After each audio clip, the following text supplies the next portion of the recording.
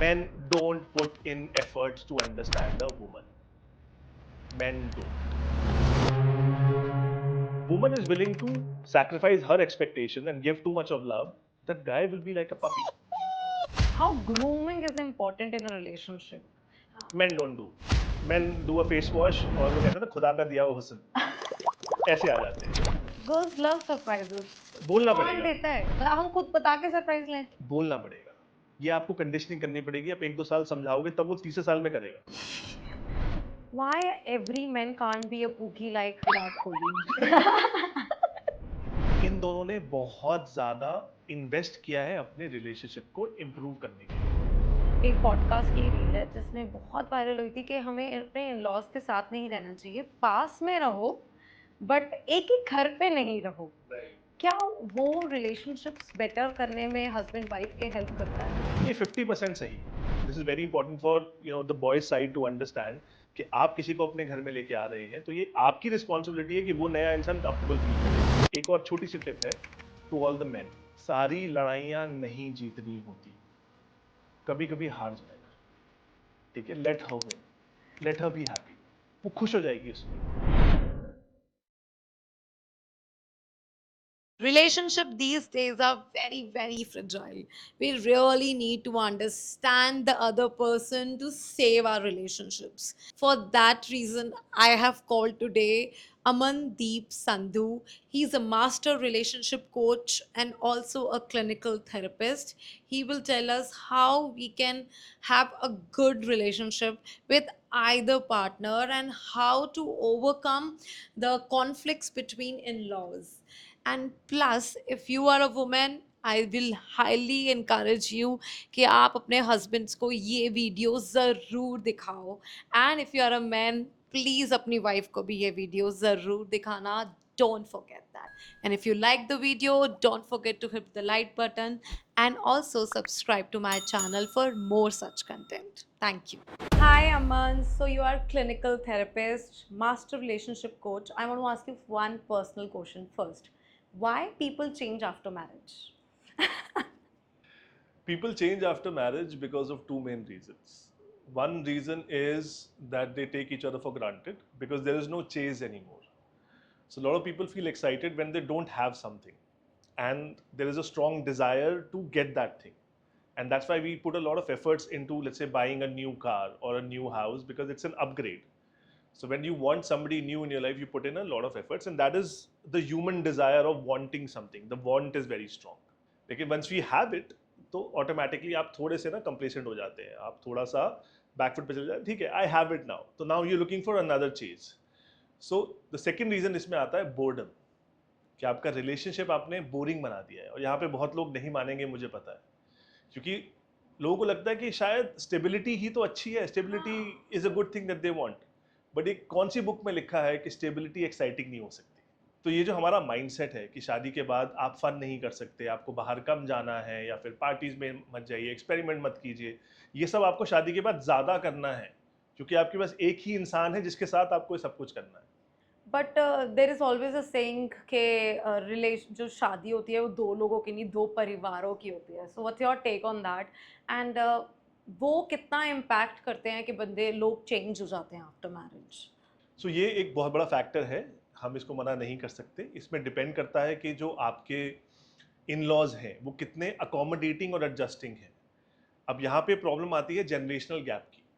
कि अगर आपके जो इन लॉज हैं उनका माइंडसेट है पुराने टाइम का, लेट्स से 1960s का 50s का, जब वो बड़े हुए, उनकी शादी हुई, उस टाइम के माइंडसेट को वो आज भी इंप्लीमेंट करते हैं. इसे हम बोलते हैं एक आउटडेटेड माइंडसेट. और हम लोगों को कहीं ना कहीं पे as youth, as people in relationships, हमें ये रियलाइज करना पड़ेगा कि वो वाला वर्ल्ड आज एग्जिस्ट नहीं करता. ठीक है. अगर आपके पेरेंट्स बोलते हैं कि लेट्स से 50,000 रुपये काफ़ी है, तो आपको पता है 50,000 रुपये में तो शायद एक हफ्ता भी ना कटे आज की डेट में, और एक महीने का रेंट भी ना आए एक अच्छी फैमिली के लिए. तो ये ज़रूरी है. प्लस बच्चों की स्कूल की फीस नहीं आ सकती 50,000 रुपये में. ठीक है. तो लेकिन उनको ये बहुत बड़ा अमाउंट लगता है क्योंकि ये उनका पुराना माइंडसेट है जो कि आउटडेटेड हो चुका है. तो इसलिए इन लॉज को या पेरेंट्स को भी अपडेटेड रहने की ज़रूरत है. लेकिन ये कौन करेगा? बिल्ली के गले में घंटी कौन बांधेगा? राइट. ये होती है डिफिकल्ट कॉन्वर्सेशन जो कि हम अपने पेरेंट्स से नहीं करते. एंड एज हमें कहीं ना कहीं पे अडल्ट्स की तरह फंक्शन करने की ज़रूरत है, हमें उनको समझाने की ज़रूरत है कि जो आप कह रहे हो वो बढ़िया था पहले, अब काम नहीं करता, आज की डेट में ये काम करता है और ये हमें करना पड़ेगा। तो आपको वो बहुत प्रैक्टिकल अडल्ट कॉन्वर्सेशंस करनी पड़ेंगी अपने पेरेंट्स को समझाने के लिए, ताकि वो भी आपके साथ एडजस्ट करें। होता क्या है कि लोग कहते हैं कि अपने आप हो जाएगा सब सॉर्ट, क्योंकि मुझे डिफिकल्टी है, मैं अपने पेरेंट्स के अगेंस्ट नहीं जा सकता, या मैं उनसे एक कॉन्वर्सेशन नहीं करना चाहता, या आर्ग्यूमेंट में नहीं पढ़ना चाहता, क्योंकि वो मेरी कंडीशनिंग है कि पेरेंट्स हमेशा सही हैं। नहीं, पेरेंट्स हमेशा सही नहीं हैं। And only girl has to suffer because girl आकर अब आपके साथ एडजस्ट कर रही है, ठीक है। एंड लाइफ ज़्यादा चेंज एक लड़की की होती है आफ्टर मैरिज, करेक्ट। क्योंकि वो एक न्यू हाउस में आके रह रही है, and then all of the sudden there is a new environment, new upbringing, new talks, new food, everything is new. And on top of that लड़की को लगने लग पड़ता है कि जो लड़का पहले इतना अच्छा था, इतना पैम्परिंग था, या वो ऐसे करता था, नाउ सडनली उसकी सारी चीज़ें रिवॉल्व अराउंड कर रही हैं towards parents, towards extended family, and in that case girl suffers a lot. हाँ, लेकिन इसका एक सेकंड एंगल भी है। So yes, women predominantly suffer more in a marriage which is not adapting as per them, या फिर उनको family में पूरी तरीके से माना नहीं जा रहा है, उनको बहू की तरह देखा जा रहा है कि आउटसाइडर है। ठीक है, यू हैव टू, अगर आपके घर में, and this is very important for the boys side to understand कि आप किसी को अपने घर में लेके आ रहे हैं, तो ये आपकी रिस्पॉन्सिबिलिटी है कि वो नया इंसान कंफर्टेबल फील करे, तभी वो आपको कंफर्टेबल फील करा पाएगा। आपको क्या लगता है कि वो आया है तो वही काम करे, वही एडजस्ट करे, और उसका काम है हमें कंफर्टेबल फील कराना, तो एक साइड से कोई भी रिलेशनशिप नहीं चलता, one sided things don't work. लेकिन इसमें सेकंड चीज़ क्या है कि फॉर एग्जांपल अगर वो वुमन बहुत टॉलरेट कर रही है, बहुत ज़्यादा एफर्ट्स भी डाल रही है, तो कहीं ना कहीं पे उसका पेशेंस और टॉलरेंस खत्म हो जाएगा। तो फिर वो क्रिप करने लग जाएगी, फिर वो कंप्लेन करने लग जाएगी, फिर वो नैग करने लग जाएगी, वो क्रिटिसाइज करने लग जाएगी, फिर उसमें जो हस्बैंड है इवेंचुअली वो भी फ्रस्ट्रेट होने लग जाएगा और बहुत ज़्यादा फाइट्स होने लग जाएंगी। फिर हस्बैंड बोलेगा कि आप बहुत नैग करते हो, तुम तो हमेशा कंप्लेन करती हो, तुम कोई पॉजिटिव बात बोलती नहीं हो, तुम तो सुनती नहीं हो, तुम सिर्फ अपनी बात मनवानी है, जबकि वो सफ़र करती आ रही है। तो प्रॉब्लम ये है कि आपको डे वन से हाईलाइट करना है, आपको सफ़र नहीं करना है, जो कि एक माइंडसेट इंडियन वेमेन का है कि मैं टॉलरेट करूंगी, मुझे एडजस्ट करना है। तो ये कंडीशनिंग की वजह से हो थोड़ा रहा है। एडजस्टमेंट में टाइम लगता है। आपको स्टार्टिंग से बात करनी है, क्योंकि जब आप नए नए हो तो आपकी वैल्यू भी ज़्यादा है उस टाइम पे, आपको वहाँ पे एस्टैब्लिश करनी है अपनी वैल्यू और अपने ग्राउंड रूल्स, कि ये मैं एक्सेप्ट करूँगी, ये मैं एक्सेप्ट नहीं करूँगी। ठीक है, मेक श्योर इट इज़। बहुत कई फैमिलीज़ में मैंने देखा है इतना ज़्यादा इन लॉज का इन्वॉल्वमेंट है इन एवरी एस्पेक्ट। बाहर घूमने जा रहे हो तो इन्वॉल्वमेंट है, घर पे कुछ करना है, घर पे खाना बनना है तो इसमें इन्वॉल्वमेंट है। How a man can help to soothe out these conflicts between wife and a mother? So first thing is कि it is not the wife's complete responsibility to adjust all the time. As a man, you have also now upgraded your life from a single to a partner. Partner means two people, together. अगर आपकी partner uncomfortable है आपके घर में, तो ये आपकी complete 100% responsibility है as a man to make sure she is comfortable. अब उसकी लाइफ में जो चैलेंजेस हैं, अब आप अपने पेरेंट्स को अच्छे से जानते हो, आप उसको नहीं जानते, ठीक है, या वो नहीं जानती आपके पेरेंट्स को, तो आपको समझाना है उसको कि मेरे पेरेंट्स ऐसे ऐसे फंक्शन करते हैं, या उनको पहले आप ये कर दो। सिमिलरली आपके पेरेंट्स भी आपकी वाइफ को नहीं समझते, तो आपको वहाँ पे एक ब्रिज बन के वो अंडरस्टैंडिंग क्रिएट करवानी पड़ेगी। Okay, number one. Number two क्या होता है कि अगेन कम्युनिकेशन यहाँ पे बहुत इंपॉर्टेंट हो जाता है। ओके, कि अगर आप बिठा के सामने बात करो एज अ मैन, और फिर वही बात है कि बच्चे ना अपने आप को, मतलब पेरेंट्स के आगे हम छोटा समझते हैं, हम अडल्ट्स वाली बातें नहीं करते, we don't have difficult conversations. So you need to have difficult conversations with your parents. मैं ये नहीं कहता कि सारे पेरेंट्स गलत हैं, बट जहाँ पे एज अ मैन आपको दिख रहा है कि my wife is feeling uncomfortable, तो आपको वहाँ पे you have to step in. आप सिर्फ अपने पेरेंट्स के बारे में नहीं सोच सकते हो। And similarly for the wife also, you can not treat your in laws as outsiders, you have to also start treating them as your own mother and father, जैसे आप अपने मॉम डैड के का ख्याल रखते हो। अब यहाँ पे एक प्रॉब्लम और भी है, मॉडर्न फैमिलीज में क्या होता है कि बेटी इज रियली पैम्पर्ड, तो उसको बोलते हैं कि नहीं कोई बात नहीं, कुछ मत कर तो वो सेम एटीट्यूड लेके नए घर में जाती है और एक्सपेक्ट यही करती है। फिर वहाँ पे उसको शॉक लगता है बहुत बड़ा कि नहीं, मुझसे तो एक्सपेक्टेशंस बहुत ज़्यादा है, मुझे ये करना है, वो भी करना है, वो भी करना है। एब्सोल्युटली। तो यहाँ पे मेन चैलेंज क्या है कि आपने शादी से पहले एक्सपेक्टेशन सेट नहीं की, अंडरस्टैंडिंग नहीं डेवलप कराई, और जो कि इंडियन सैडली इंडियन कम्युनिटी में ज़्यादा फोर्स नहीं करते to talk about these things. I think कोई बात ही नहीं करता. एंड देन इसका मुझे दूसरा एस्पेक्ट भी आपसे समझना है कि हस्बैंड ऑलवेज से कि मैं तो बीच में फंसता हूँ एंड मेरे बारे में कोई नहीं कुछ सोचता, मेरी मेंटल हेल्थ के बारे में नहीं सोचता. मतलब एक तरफ से मेरी मॉम बोलती रहती हैं, एक तरफ से मेरी वाइफ बोलती रहती हैं, एंड बीच में I am the one who is suffering and I am the punching bag from both the side.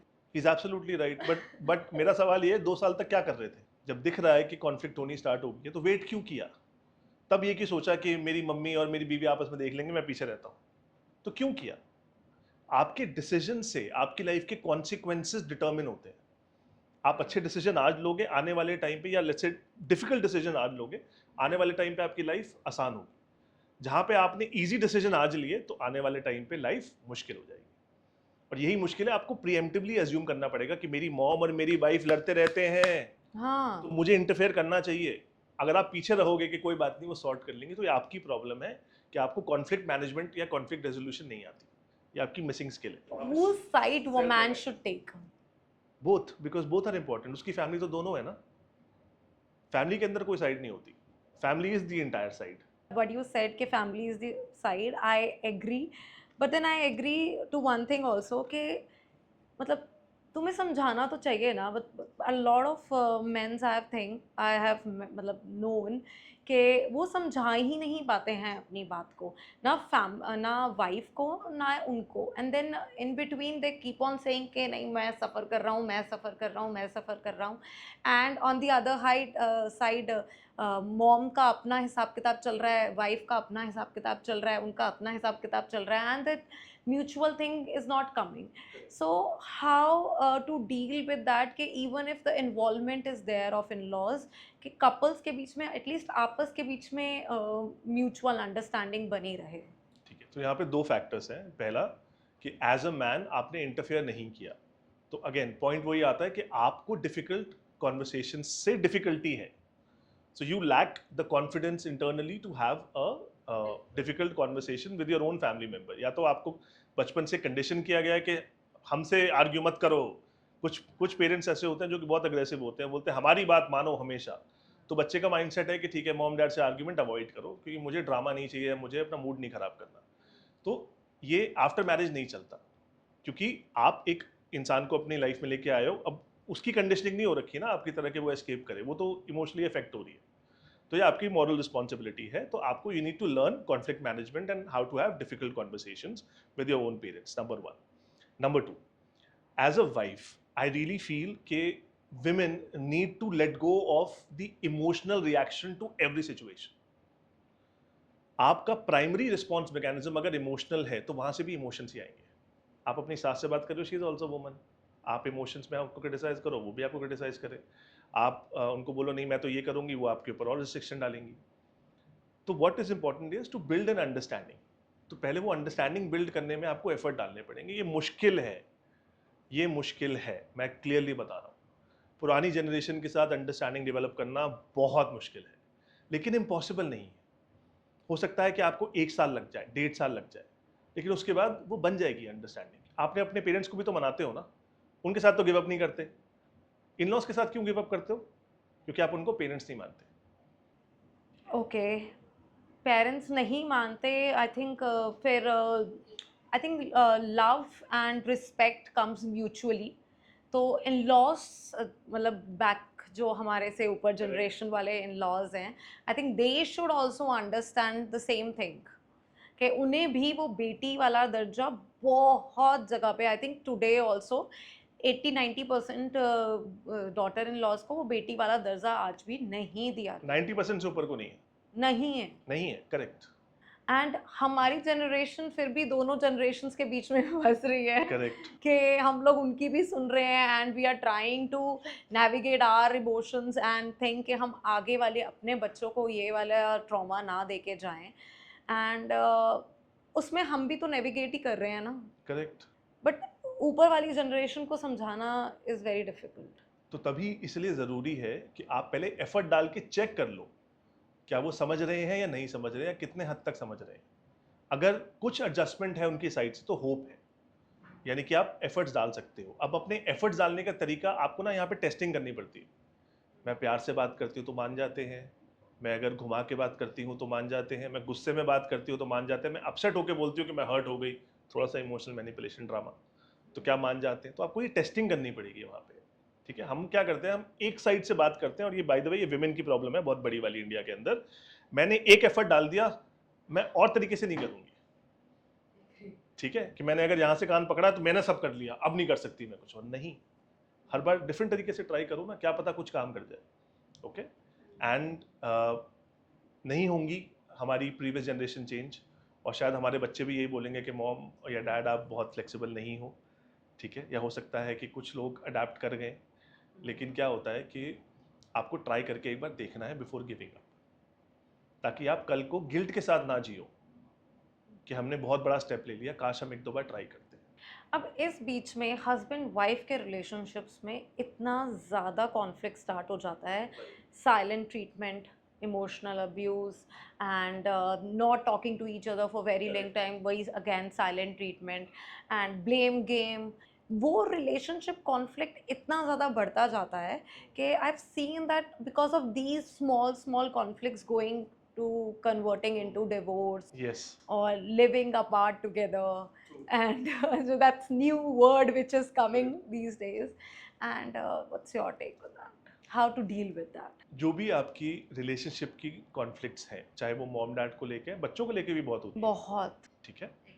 इसमें both of you have to realise as husband and wife कि आप एक टीम है, आप अलग अलग एंटिटी नहीं है। आप ये एक्सपेक्ट नहीं कर सकते कि मेरी वाइफ ही सारा काम करे, और वाइफ ये एक्सपेक्ट नहीं कर सकती कि मेरा हस्बैंड ही सारे काम करे, ओके। आपकी अपनी लाइफ है, आपकी अपनी रिस्पॉन्सिबिलिटीज़ हैं, और तभी मैं बोलता हूँ कि जेंडर रोल्स हैं। जो भी ये कह रहे हैं कि कि women can do everything a man can, no, you can not lift 1000 kgs, but man have lifted, क्योंकि वो लिमिटेशंस है physically, okay. Similarly mental limitations है, man are not good at multitasking, women are brilliant at multitasking, ठीक है। बच्चों को भी manage करेंगी, अपनी लाइफ भी मैनेज करेंगी, खाना वाना भी खाएंगी, बाहर को भी मैनेज करेंगी, अपने फ्रेंड्स, बेस्ट फ्रेंड्स की मेंटल हेल्थ भी मैनेज करेंगी, और इन लॉज भी करेंगे, राइट। और अगर आपके हस्बैंड है वो बस ऑफिस गए हैं और काम करके आए, ऑफिस की पॉलिटिक्स मैनेज कर ली, मैं तो थक गया, मुझसे कुछ नहीं होता, खाना बना तो सो जाऊंगा। I agree. There are different strengths that women and men have, you have to work on that. आपको वो लेवरेज करनी है एक दूसरे की स्ट्रेंथ्स, तो यहाँ पे एज ए टीम काम करिए, नंबर वन। नंबर टू, आपको क्या करना है कि मान लो अगर उनके पेरेंट्स हैं, मुझसे मैनेज नहीं हो रहे, तो तुम्हारे पेरेंट्स हैं, तुम संभालो, तो आपको उनके ऊपर डालना पड़ेगा। आप इनको कहो कि मैं ही मैनेज करूंगी, या वो नहीं कह सकते कि तुम्हें ही मैनेज करना है, तो take a step back, like I said, ठीक है। अगर उन्होंने आपको अफेंड कर दिया है, you have the right to feel offended, you have the right, आपके इमोशंस हैं, आपकी रिस्पेक्ट है, हर्ट हुई है। आपके हस्बैंड ही can not just sweep it under the rug के कोई बात नहीं, भूल जाओ, ऐसा नहीं होता, बिकॉज वो फिर क्या करता है, बाद में वॉल्केनो इफेक्ट होता है, ये सब एक साथ बिल्डअप होता है प्रेशर, और एक बारी में फटता है, और फिर लोग जनरली विमेन को ही टारगेट करके बोलते हैं कि ये तो बहुत इमोशनल है, तो ड्रामा करती है, बहुत लड़ाई करती है। वो ये नहीं देखते कि एक साल से चुप बैठी हुई, ठीक है। तो यहाँ पे एज ए टीम वर्क करना है, एक दूसरे की इंडिविजुअल स्ट्रेंथ्स को लेवरेज करना है। अगर आपके हस्बैंड का रिलेशनशिप ज़्यादा बेटर है अपने मॉम डैड से, वो मैनेज कर पाते हैं, उनको आगे करो, ठीक है। अगर एज अ हस्बैंड आपको पता है कि आपकी वाइफ बच्चों के साथ ज़्यादा अच्छी है, तो उनको आगे करो, ठीक है। तो you have to work together is what I feel, और वो अंडरस्टैंडिंग के लिए कम्युनिकेट करना बहुत ज़रूरी है दोनों को। That comes to my next conversation कि एवरी कॉन्फ्लिक्ट में बोलते हैं कि communication is very important. Is it really important? Because a lot of time बहुत ज़्यादा कम्युनिकेशन से और चीज़ें ख़राब भी हो जाती हैं, ठीक है। हम कुछ और समझाने की कोशिश कर रहे हैं, सामने वाला समझने की कोशिश ही नहीं कर रहा, देन वी गिव अप कि आप बस करो, रहने दो, समझना ही नहीं है। What do you think that as a clinical, as a master relationship coach, के what expectation men have after marriage from a woman and what women have after marriage from a man? So यहाँ पे दो सवाल हैं, ठीक है। पहले कि कम्युनिकेशन इज इट इम्पॉर्टेंट और not, and second question is कि what are the expectations, okay. So पहले छोटा वाला सवाल लेते हैं कि what are the expectations. Expectation, a man expects after getting married a woman to respect him and to understand his life and his challenges and schedules and just to adjust as per him, ठीक है। A woman wants care, love, attention, give me some personal space, quality time, take me out, I want to go out, I want to experience life, I need some excitement in my life, मुझे ये भी चाहिए, मुझे ये भी देखना है, वो भी करना है, because a woman's conditioning, I'm not saying it's wrong, I am saying her conditioning is she has restricted herself a lot before marriage. ये सोसाइटी की प्रॉब्लम है कि women generally are not allowed to live their life, and when they try to live their life on their own, उनको बोलता है ये तो बहुत outgoing है तो हाथ से निकल गई. Okay, all she is doing is she's trying to live her life just like a man has the freedom, she also wants the freedom. But उसको बोलते हैं कि शादी के बाद करना. तो she has these expectations which are unsaid. हमारे माँ बाप भी तो बोलते हैं ना अपने पति के साथ जाके घूमना, अभी पहले मत घूमो, यहाँ मत जाओ, रात को मत जाओ, जब शादी होगी तो शादी के बाद जाना. तो ये सोसाइटी की प्रॉब्लम्स हैं, ये सोसाइटी की कंडीशनिंग है which is creating an expectation का गैप या मिसमैच. अब इसमें क्या हो रहा है कि अब फर्स्ट पॉइंट पे आते हैं, कम्युनिकेशन कितना इंपॉर्टेंट है. आपकी एक्सपेक्टेशंस तो है 50 और आप अपने हस्बैंड से बोलते हो कि अच्छा कुछ करें आज, क्या करना है, बाहर चलते हैं. आप ये नहीं बता रहे कौन से रेस्टोरेंट, मैंने ये कुजीन देखी थी, मुझे यहाँ जाना है, यहाँ का म्यूज़िक अच्छा है, ये मैंने एक दो सूफी नाइट एक्सप्लोर की थी, मुझे ये एक्सप्लोर करना था, आज चांदनी चौक जाएंगे, वहाँ का ये तो वो भी street food करें. खाना है. आप कम्युनिकेट अगर नहीं करेंगी तो जो हस्बैंड्स हैं वो माइंड रीडर्स नहीं है. Let me tell you, men don't put in efforts to understand a woman. Men don't. ठीक है, that's a sad fact. 99 और let's say 98% of men, मैं जनरलाइज करके बोल रहा हूँ, एज अ साइकोलॉजिस्ट हम लोग जनरलाइज नहीं करते, लेकिन men don't put in efforts, especially post marriage, to understand. वो स्टार्टिंग के लिए बहुत कुछ कर लेंगे, बहुत कुछ एफर्ट डालेंगे समझने के लिए, डिकोड करने के लिए क्या चाहते हो, लेकिन मैरिज के बाद वही एक्सपेक्टेशन कम हो जाती है क्योंकि उनको लगता है कि अब वो सेम ही तो है, जो पहले करते थे वही तो करेंगे. अब इसमें क्या हो रहा है कि उन्होंने भी कम्युनिकेट नहीं किया, उन्होंने फॉर ग्रांटेड ले लिया, और यहाँ पे जो वाइफ है वो कह रही है कि इतने टाइम से मेरे साथ हो, मुझे जानते हो, तो अपने आप समझो. She is expecting the husband to be a mind reader. Surprises, girls love surprises. बोलना कौन पड़ेगा, देता है, मतलब हम खुद बता के सरप्राइज लें. बोलना पड़ेगा. ये आपको कंडीशनिंग करनी पड़ेगी. आप 1-2 साल समझाओगे तब वो तीसरे साल में करेगा. And that's where women also need to understand men better. कि for men, their primary need is survival. A man is programmed to make more money, otherwise उसकी कोई identity नहीं है, कोई respect नहीं है. If a man is not making money, तो he gets disrespected, rejected by his own parents. उसको कोई प्यार नहीं मिलता. ठीक है, आप देख लो कि IIT में जो बच्चे फेल हो जाते हैं उनको जिंदगी भर प्रेशर दिया गया कि IIT is everything. ठीक है, और वो अगर क्रैक नहीं कर पाते तो वो सुसाइड तक पहुंच जाते हैं, sadly, which is very sad. But ये प्रेशर है परफॉर्मेंस का. तो man is raised with performance pressure, not love का प्रेशर. सो एक बहुत फेमस सेइंग है कि only women and children are loved unconditionally. Men are only loved with the condition that they can provide. And if they can't provide, उनकी तो wives भी छोड़ जाती हैं. तो एक मैन को समझने के लिए बेसिक इंस्टिंक्ट्स को समझना पड़ेगा. उसकी प्रोग्रामिंग है प्रोवाइडिंग की, प्रोटेक्शन की, वो ऑटोमेटिकली देगा आपको. Similarly, a woman is programmed to be a nurturer, to be a caregiver, to be understanding, to be loving. ठीक है, but a man is not programmed to be loving. तो expectation mismatch यहाँ पे आ गई कि मैं ही देती रहती हूँ, I don't get love in return. तो ये आपको कम्युनिकेट करना पड़ेगा कि एक मेरे लिए भी कर दो कभी कभार, मैं आपके लिए करती हूँ, मुझे भी अच्छा लगेगा, आप सरप्राइजेस दो. और अगेन एक्सपेक्टेशन मत रखो कि एक ही बारी में समझ में आएगा, नहीं आता. Men are in this way, men are not programmed to do that. आपको प्रोग्रामिंग करनी पड़ेगी. बहुत सारी वीडियोस भी बनी है, रील्स भी बनी है जहाँ पे लड़ाई हुई है, वुमेन उधर क्या नाम है मुंह करके सोची जा रही है कि इसने ये कर दिया, इसने वो कर दिया, और हस्बैंड उधर सोच रहा है कि आज विराट कोहली ने आरसीबी में इतने मारे, आज उसने इतने मारे, सेंचुरी नहीं हुई, सेंचुरी नहीं हुई, या आज ट्रेड में मैंने ये कर लिया. But why after fight they don't think so much about the fight, and why women think so much, and why it's always कि आपने बोला women are nurture, caregivers, and we also want love and care. ठीक है, and husbands and men's are always in a वो mindset के हमें तो बस अपना काम ही करना है. That's what you said.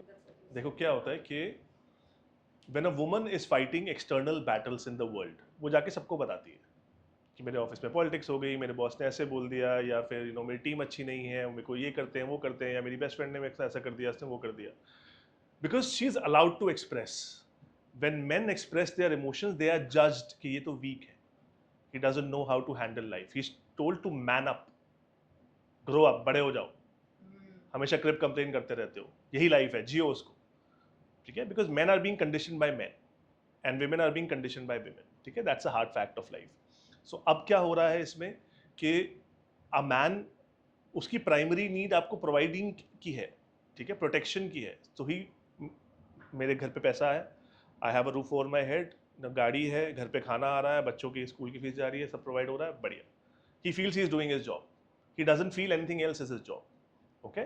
But यहाँ पे एक जो मैजिक मैं आपको बता सकता हूँ, मैजिक की टिप है, you have to be more loving than your husband, okay? For example, if your husband stops providing, you will start working hard, क्योंकि women are better at multitasking, women can do a lot more than a man can, ठीक है? But women, sorry to tell you, cannot protect.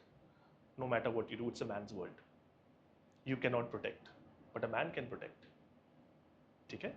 तो ये आपको समझने की ज़रूरत है कि जो रोल्स हैं, जो भगवान ने डिज़ाइन किए हैं बायोलॉजिकली, जो डिज़ाइन है, हम उसकी लेवरेज, हम उसका अकाउंटेबिलिटी लेके उसका फ़ायदा उठाएं, और वो रूल्स के हिसाब से हम चलेंगे तो ज़्यादा बेटर रहेगा। अब इसमें एक चीज़ और है, जैसे if you keep giving love, जैसे मैंने बोला magic tip, if you keep giving love, keep giving love, keep giving love, मैं मानता हूँ ये एग्जॉस्टिंग होता है, मुझे पता है कि बहुत एफर्ट्स आप डालो और वहाँ से सिर्फ 10% एफर्ट आते हैं तो बुरा लगता है, राइट। बट आपने ये अगर कर दिया ना एक बार, तो वो इंसान आपका ज़िंदगी भर के लिए फ़ैन बन जाएगा, बिकॉज उसको कोई और वुमन नहीं देने वाली। You have to look at it like that. Just like if a man give you a lot of care attention at the beginning, आप उसको हमेशा याद रखते हो और आपने ना बेंचमार्क बना लिया। Lot of women make a benchmark कि इतनी केयर तो मेरे को चाहिए, I deserve it. So if a man is never loved, a man is not shown love by his dad, जब तक तू अचीव नहीं करेगा प्यार नहीं मिलेगा। अगर उसकी मॉम एक्सट्रोवर्टेड है तो उसको शायद प्यार मिले, अगर मॉम इंट्रोवर्टेड है तो प्यार नहीं मिलेगा उसको, मॉम से भी हक भी नहीं मिलेगा। मॉम बोलेंगे बहुत बढ़िया बेटा, क्या खाओगे, अच्छा आज मेरा प्यार दिखाने का मन कर रहा है तो तेरी फेवरेट डिश बना दी मैंने। Even mothers don't hug their own, sons. So men are very deprived of love. So they're not conditioned to reciprocate love. That's why men feel, a lot of men, young men feel that love is all about lust. It's not. It's different. Okay? It's actual intimacy, emotional intimacy है, ठीक है? Compassion है that you feel for the other person and you work on it together. So if a woman is willing to sacrifice her expectations and give too much of love, that guy will be like a puppy. Why do you think it is always said that men never forget their first love, but women can love again, and a lot of men are living with just the thought of their first love? क्यों? Men don't fall in love very often. Women fall in love because of survival, because of their own biological changes and hormones. ठीक है? They are programmed to find somebody better. They are programmed to produce. Okay? एक biological need बन जाती है, क्योंकि after let's say अगर आप 30 की एज से पहले आपका you don't want to have kids, fine. अचानक ऐसा कुछ होगा कि 35 के बाद आप बोलोगे मेरे को किड्स बड़े क्यूट लग रहे हैं, मेरे को डॉग्स बड़े क्यूट लग रहे हैं, I want to have that. ऐसा क्यों होता है? क्योंकि वो बायोलॉजिकल है सारा का सारा। If they don't give birth, then there will be no species. So that's how it is. Okay, one advice you want to give to husband and a wife who are dealing with a lot of in-laws interference, and it's from either side also. Sometimes wife family also interferes too much. It's not like husband's family. A lot of times I've seen and I've heard कि wife की mother का भी बहुत involvement है घर पे and all that. So what one advice you want to give a husband and a wife? For husbands and wives, it's important to understand कि, and I'm sorry I have to say this, but 20 years के बाद parents शायद होंगे नहीं होंगे। It's a fact. Death is a fact of life. आपको तब realise करना है कि क्या आप सेपरेटेड या डिवोर्स होके अकेले रहना चाहते हो, क्योंकि बच्चों की कस्टडी तो 90% will go to the mothers, ठीक है? तो as a man, do you want to live after let's say 50 और 60 अलोन, और do you want to nurture your family right now and have a partner for life? क्योंकि बच्चों की भी जब जैसे ग्रेजुएशन आती है तो वो चले जाएंगे बाहर, हो सकता है उनकी job out of the city या आउट ऑफ द कंट्री लग जाए, तो कौन है आपके पास? आपके पास सिर्फ आपकी पार्टनर है।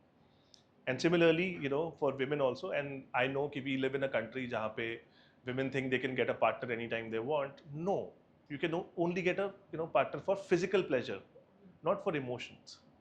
ठीक है? तो you have to build that relationship. लोगों की सबसे बड़ी प्रॉब्लम आज की डेट में ये हो गई है, उनको लगता है कि relationships तो easy हैं। रिलेशनशिप कभी easy नहीं थे। अगर नहीं मानते मेरी बात तो कोई बात नहीं, अपने पेरेंट्स से पूछिए उन्होंने कितने सैक्रिफाइसेस किए, कितनी लड़ाइयों के बाद भी वो लोग साथ में रहते हैं, ठीक है? क्योंकि उनको पता है कि आने वाले टाइम पे मेरी पार्टनर या मेरा पार्टनर ही है जो मेरे साथ रहेगा, बच्चे चले जाएंगे। तो सिमिलरली आपको ये याद रखना है कि 20 साल तक आपके इन लॉज हैं आपके पास, ख्याल रख लो, बिल्ड कर लो या फिर अंडरस्टैंडिंग डेवलप कर लो। लेकिन अपने पार्टनर को, हस्बैंड को ये जानना बहुत ज़रूरी है कि भाई तुम्हारा ख्याल कोई नहीं रखने वाला, तुम तो ज़्यादा अकेले मरोगे। तुम्हारे तो मेल फ्रेंड्स भी तुमसे बात नहीं करते। Women still have groups, women have yoga groups, women have walking groups, women have a lot of things that they do with each other.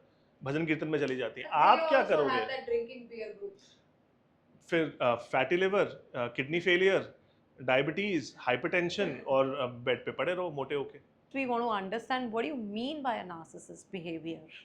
So the word narcissist comes from NPD, narcissistic personality disorder.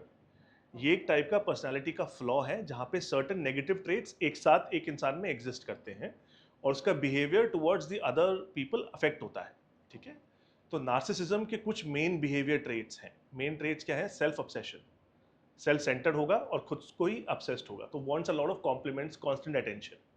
ठीक है, arrogance हो सकता है, they would demean the other person. ठीक है, दूसरों को छोटा दिखाएंगे।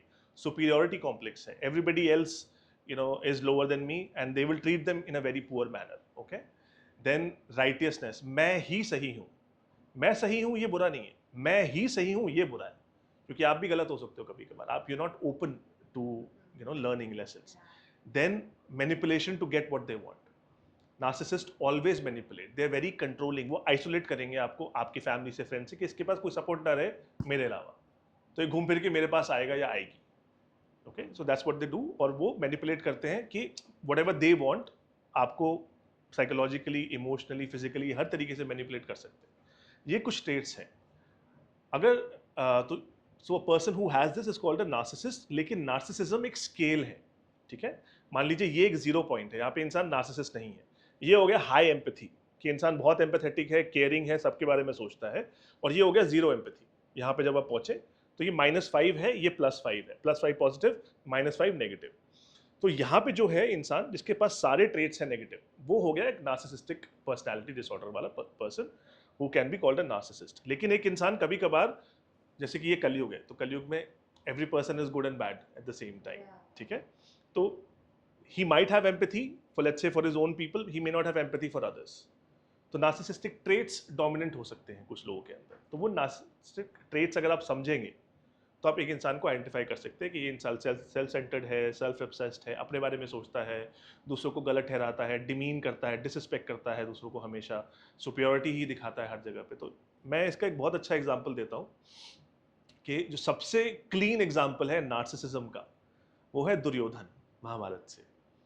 सबने महाभारत देखी है। ठीक है, तो दुर्योधन एक ऐसा पात्र था, एक ऐसा कैरेक्टर था कि उसकी वजह से पूरी महाभारत हुई। और भगवान भी उससे नेगोशिएट करने गए, कृष्ण भगवान भी। तो अगर आपने वो कविता सुनी है महाकवि दिनकर की, कि एक बार जब कृष्णा पांडवों का प्रस्ताव लेके जाते हैं, ठीक है, तो मैत्री का हाथ बढ़ाने को, महाकवि दिनकर कहते हैं, मैत्री का हाथ बढ़ाने को, दुर्योधन को समझाने को भगवान हस्तिनापुर आए, पांडवों का संदेशा लाए। भगवान कृष्ण जाके नेगोशिएट कर रहे हैं एक नार्सिसिस्ट से, और वो कहते हैं कि अगर दो तो आधा दो। ठीक है, अगर आपको न्याय करो तो आधा दो, अगर इसमें भी कोई बाधा हो तो दे दो केवल 5 ग्राम, 5 गांव दे दो, हम उसी में खुशी हो जाएंगे। ठीक है, और हम कभी भी अस्त्र नहीं उठाएंगे। भगवान नेगोशिएट कर रहे हैं, और दुर्योधन वह भी सह ना सका, आशीष समाज की ले ना सका, उल्टा हरि को बांधने चला। भगवान को कहता है कि इसको बांध लो, उल्टा हरि को बांधने चला, जो है असाध्य उसे साधने चला। तो महाकवि दिनकर कहते हैं कि जब नाश मनुज पे छाता है, पहले विवेक मर जाता है। My God, superb. तो जब तक इंसान में बुद्धि है, वो अपने आप को भी एडजस्ट करेगा, दूसरों के साथ अडेप्ट करेगा, बट अगर नहीं है तो वो नहीं करेगा। ये नार्सिसिज्म है। और नार्सिसिज्म के एक और भी लेवल्स हैं। सोशियोपैथिक नार्सिसिस्ट भी होते हैं, साइकोपैथिक नार्सिसिस्ट भी होते हैं, वो अग्रेसिव या क्रिमिनल एक्टिविटीज़ में रहते हैं। सोशियोपैथिक नार्सिसिस्ट होते हैं कि आपको परेशान करेंगे, उनको मज़ा आ रहा है तो जानबूझ के परेशान करेंगे, उनको सैडिस्टिक प्लेजर मिलता है। और साइकोपैथिक नार्सिसिस्ट है कि क्रिमिनल एक्टिविटीज़ में करेंगे, डेथ थ्रेट्स देंगे, मारेंगे पब्लिकली, या फिर गाड़ी लेके, आप देखा होगा डिस्ट्रक्शन करते हैं लोग, घर भर तोड़ देते हैं, ऑफिस तोड़ देते हैं। तो वो सारे ट्रेट्स हैं, बट ये नार्सिसिज्म है। और एक शॉकिंग ट्रेट मैं आपको बताता हूँ, shocking fact. In fact almost 50% population में नार्सिसिस्टिक ट्रेट्स डेवलप हो चुके हैं, मतलब हो चुके हैं कैसे? क्योंकि आजकल पूरा मॉडर्न वर्ल्ड हमें सिखाता है कि सेल्फिश बनो। आप ऑनलाइन मीडिया को देखिए, इंस्टाग्राम को देखिए, everybody is selfish, self centred, they don't care कि उनके एक्शन से दूसरों पे क्या फर्क पड़ रहा है। ये पहले से भी आ रहा था सर्वाइवल की वजह से, ठीक है, कि अपनी जॉब में लोग बहुत ज़्यादा पॉलिटिक्स दिखाते हैं, दूसरों को पुल डाउन करते हैं, दूसरों के बारे में रूमर्स फैलाते हैं, ठीक है, क्योंकि वो मैनिपुलेशन है, प्योर मैनिपुलेशन है। Why are they doing it? Because I want to succeed. तो ये इंसान को पुल डाउन करो, मैं इससे compete नहीं करना चाहता, ठीक है। देन मैरिजेस के अंदर भी बहुत ज़्यादा नार्सिसिज्म आ गया है, ठीक है। Men and women are both doing it, women So के केसेस how कम है। women, that's what I want to ask. You said, but I think all these traits what you told is about a men. But women कहाँ, वो हम तो कहाँ, किसने बोला आपको? आप मैं जानना चाहूंगी women के narcissist traits. तो फॉर एग्जाम्पल अतुल सुभाष का जो केस था, ठीक है, ऐसे बहुत सारे और केसेस अभी आ रहे हैं जहाँ पे a woman is the main perpetrator, और वो क्या कर रही हैं कि पैसे पे पैसा मांगे जा रही हैं, बच्चों से नहीं मिला रही, बच्चों से अलग कर दिया, ठीक है, उसको उसकी फैमिली भी मेंटली इमोशनली टॉर्चर कर रही है, अब्यूज़ कर रही है कि तुम मर जाओ, तुम मर क्यों नहीं रहे हो, ओके, और तुझसे तो अभी मैं ये लूँगी वो लूँगी। तो ये क्या हो रहा है? तो there are women narcissist also. इसमें क्या है? जीरो एम्पैथी, कि मेरे एक्शन से सामने वाले को क्या फ़र्क पड़ता है। फिर manipulation to get what they want, money extract करो, इसको और परेशान करो, ठीक है, सेल्फ सेंटर्डनेस कि मैं तो कर सकती हूँ, लॉज मेरे फेवर में है। तो ये ऐसे केसेस हैं, आजकल हाईलाइट हो रहे हैं, बहुत कम है लोग। मुझे पता है कि men will feel very attacked by this, उनको बुरा लगेगा, लेकिन ये केसेस अभी भी कम है एज कंपेयर टू विमेन जो डेकेड से ये सफ़र करती आ रही हैं। इसकी वजह से divorce cases, because if a woman know that my husband is a narcissist and मतलब ये सुन ही नहीं रहा है, not understanding me in any way, बस अपना ही झंडा फहराया हुआ है हर जगह पे, and I think because of that they want to take divorces, because of that couple conflicts and divorces are increasing. No, I think divorces are increasing because women have become more independent. पहले उनके पास कोई livelihood का कोई support mechanism नहीं था, तो they continue to suffer for decades, मैं years नहीं कह रहा, डेकेड्स उसी इंसान के साथ हैं, ठीक है, बट क्योंकि they can't survive on their own, और इसमें बहुत बड़ा फैक्टर आता है उनकी खुद की फैमिलीज़ का, जो उनको सपोर्ट नहीं करती। बेटा तुम डिवोर्स हो गए तो हमारे घर पे मत आ जाना, ठीक है, अगर घर छोड़ के आओगे तो वो तुम्हारी रिस्पॉन्सिबिलिटी है, हमारे घर तो खुला नहीं है तुम्हारे लिए। तो कई बार पेरेंट्स भी हैं जो अंडरस्टैंडिंग नहीं है, वो सोसाइटी के प्रेशर में आ जाते हैं, तो अपने ही बच्चे को सपोर्ट नहीं करते और बच्चे को भेज देते हैं। तो पहले आपने बैकग्राउंड चेक नहीं किया कि ये इंसान कैसा था, अग्रेसिव था, इसकी फैमिली कैसी थी, फिर आपने अपने बच्चे को भेज दिया, वो आपका बच्चा सफ़र कर रहा है, लेकिन आप कह रहे हो कि नहीं, हमें तो भाई सोसाइटी में अपना नाम रखना है कि डिवोर्स बेटी घर पे आ गई तो दुनिया क्या कहेगी, ठीक है। अब ऐसे अगर पेरेंट्स को, and sorry I have to say this, ऐसे पेरेंट्स को अगर बच्चे बुढ़ापे में छोड़ देते हैं तो क्या गलत कर रहे हैं? कोई गलत नहीं, ये कलयुग है। People are self-centered. If your parents are self-centered, why should you follow the protocols? कि I have to obey and I have to respect my parents. उन्होंने कुछ नहीं दिया आपको ज़िंदगी भर। बहुत सारे पेरेंट्स हैं जनरेशनल ट्रॉमा पास ऑन कर देते हैं, मारते पीटते रहते हैं बच्चों को ज़िंदगी भर, फिर कहते हैं अरे बेटा तुम में तो अग्रेशन है, एंगर इश्यूज है। कहाँ से सीखा? बच्चा पैदा हुआ था एंगर के साथ? बच्चे एंगर के साथ पैदा नहीं होते, वो इन्वायरमेंट में देखते हैं कि मम्मी ने एक बार समझाया, 2 बार समझाया, तीसरी बार पे थप्पड़ मारा, अच्छा यही तो करना होता है, 2 बार बोलना होता है, तीसरी बार पे गुस्सा दिखाना होता है। ये जनरेशनल ट्रॉमा पास ऑन हो गया। अब आप कहेंगे लेकिन हमारे पेरेंट्स को तो पता ही नहीं था कि ये जनरेशनल ट्रॉमा है, उनको कौन सिखाएगा? नहीं, दिमाग है उनमें, दिमाग दिया भगवान ने। जब वो आपको मार रहे थे कि उनको पता है कि नहीं मारना चाहिए, एम्पैथी थी उनके अंदर। चलो कोई बात नहीं, 8 साल तक 10 साल तक सिखाया, फिर बंद कर देते, बच्चा बड़ा हो रहा है, टीनेज में छोड़ देते। क्यों चिल्लाते? क्योंकि उनके लिए कन्वीनियंट है। आई थिंक ये तो वही हिराकी बनी हुई है ना, जो हमसे वीक है उस पर जितना मर्जी चला दो, और उसको तो मतलब कह सकते हो, बट इसमें लैक ऑफ अडेप्टेशन है कि अगेन जैसे मैंने बोला ना कि लोग एक ही तरीके से एक्सपेरिमेंट करते हैं, किसी और तरीके को ट्राई नहीं करते। वो उनकी इनएबिलिटी है, करना नहीं चाहते क्योंकि कन्वीनियंस है कि गुस्सा बोलो, हम पेरेंट्स हैं हमारी बात सुनो। क्यों? आप इंसान हो, इंसान से गलती होती है, but again you need to have this difficult conversation with your parents to make them understand, ठीक है। मेरे ऐसे बहुत सारे केसेस मैंने हैंडल किए हैं जहाँ पे जब बच्चे बोलते हैं कि मुझे ऐसा फील हुआ, तो पेरेंट्स अपोलोजाइज करते हैं कि बेटा हमें नहीं पता था, हमसे गलती हो गई, तो उसके बाद रिलेशनशिप अच्छा हो जाता है। बट वो एक बार कॉन्वर्सेशन करना, डिफिकल्ट कॉन्वर्सेशन करना बहुत ज़रूरी है, इज़ व्हाट आई फील। क्योंकि ये जनरेशनल ट्रॉमा है, ये ऐसे नहीं जाएगा, ठीक है। तो इसी में ही ये सेम चीज़ होती है कि पेरेंट्स खुद अग्रेसिव थे, तो अब जो जो वाइफ है उसकी कंडीशनिंग होगी कि हाँ अब्यूज़ तो चलता है, मेरे घर पे भी तो गालियाँ देते थे, मेरे घर पे भी तो पापा अग्रेसिव थे, तो मैं वहाँ पे अग्रेसिव होकर टॉलरेट कर रही हूँ। अब मुझे वो ना रेड फ्लैग्स नहीं लग रहा, क्योंकि मेरे घर पे होता था, तो ये नॉर्मल है। तो why does it happen that a lot of young women keep falling for toxic men again and again? क्योंकि one of their parents was toxic. तो बचपन में आपने एक्सेप्ट कर लिया कि टॉक्सिसिटी तो नॉर्मल है, लड़ाइयाँ तो नॉर्मल है। अच्छा, लड़ाइयों में तो धक्का मुक्की होती है, आवाज़ ऊपर करते हैं, गाली देते हैं, इट्स नॉर्मल। क्योंकि बचपन में आपके मॉम डैड का रिलेशनशिप में आपने ये सीख लिया, ये subconscious conditioning. And so this will obviously affect the future relationship with husband Absolutely. also. So where she needs to take a stand and say कि don't come close to me, don't try to hit me, ये मैं tolerate नहीं करूँगी, चिल्लाना नहीं है, ठीक है। आप जो बात करो अच्छे से बात करो, नॉर्मल करके बात, मैं नॉर्मल बात कर रही हूँ, आप नॉर्मल बात करिए, इंस्टेड ऑफ सेइंग दिस, ठीक है। वो कहती है अच्छा कोई बात नहीं, चिल्ला दिए, हस्बैंड बोलेगा आई एम सॉरी, मैं चिल्ला दिया, होगी बात खत्म। बट वो सॉरी का कोई मतलब ही नहीं है, sorry has no meaning if there is no change. अगर आपके बिहेवियर में चेंज नहीं आया तो सॉरी बिकम्स अ मैनिपुलेशन। लोग 5-5, 10-10 साल तक थप्पड़ मार रहे हैं और सॉरी बोल रहे हैं, ये कौन सा सॉरी है? So how to deal with ऐसे husbands, मतलब who are coming again and again, like आए चिल्लाया, sorry बोला वापस. So you And have, there, and sorry to stop you, and there is one very amazing reel also in which वो थप्पड़ मारता है, ऐसे ऐसे करता है, and उसके बाद again hug कर लेता है, right? तो ये टिपिकल नार्सिसिस्टिक अब्यूज़ है। नार्सिसिस्टिक अब्यूज़ क्या होता है कि they will emotionally physically abuse you, और फिर वो थोड़ा सा प्यार दिखा के फिक्स करने की कोशिश करेंगे, but they are not changing their behaviour, ठीक है। तो ये नार्सिसिस्टिक अब्यूज़ पैटर्न है। इसमें क्या है कि जो विक्टिम है वो कंफ्यूज स्टेट में रहता है कि मुझसे प्यार तो करता है, प्यार तो करता है, लेकिन फिर वो अब्यूज़ होता है कि ओ फिर उसको बुरा लग गया, फिर नहीं प्यार तो कर रहा है, उसको लगता है कि अच्छा अब्यूज़ के बाद मुझे प्यार करेगा ना, कोई बात नहीं, मैं प्यार के लिए वेट कर लेती हूँ। क्योंकि ऐसे बच्चों को while growing up healthy love नहीं दिखा अपने घर पे, तो उनकी डेफिनेशन या क्लैरिटी मिसिंग है हेल्दी रिलेशनशिप की।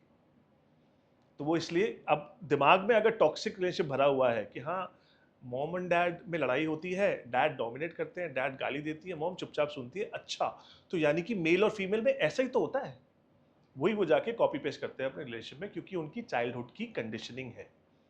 ओके, अब इसको ब्रेक करने के लिए सबसे पहली बात, a woman needs to be independent. You cannot be financially dependent on your husband and then expect कि if I come out of it then I'll survive. No, because आपके expenses बढ़ जाएंगे, चाहे वो रेंट के हों, चाहे बच्चे के हों या अपने खुद के हों। तो आपको पहले अपने आप को, खुद की ज़िंदगी को अफोर्ड करना सिखाना पड़ेगा। You have to make that amount of money. In the meantime, learn to draw boundaries. Boundaries, मुझे ये पसंद नहीं है, आप ऐसा कहते हो मुझे बुरा लगता है, please don't do it again. And then you have to create repercussions also. अगर वो बार बार करे, स्टॉप टॉकिंग, मनाने दो। बट क्या है ना यहाँ पे अगेन, तो साइकोलॉजी में ना ये डीप लेवल पे हमारी इनसिक्योरिटीज होती है, ये मैं अकेले नहीं रह सकती, मुझे अनकंफर्टेबल फील हो रहा है, मुझे एंग्शियस फील हो रहा है ऐसे घर के अंदर, नहीं नहीं कोई बात नहीं कर रहा, कोई वो नहीं कर रहा, no no no I am feeling uncomfortable, आपकी इनसिक्योरिटी है। And the person also starts saying, the husbands also start saying, सारा टाइम मुंह बना के फिर रहे हो, माहौल ख़राब किया हुआ है घर का। अरे भाई, मतलब लड़ाई भी तो आप ही ने करी थी। तो आपको देन रिप्लाई करना है, सारा टाइम बदतमीजियाँ करते हो, गाली गलौज करते हो, माहौल ख़राब कर रखा है घर का, वापस रिप्लाई करना स्टार्ट करो ना उन्हीं की लैंग्वेज में।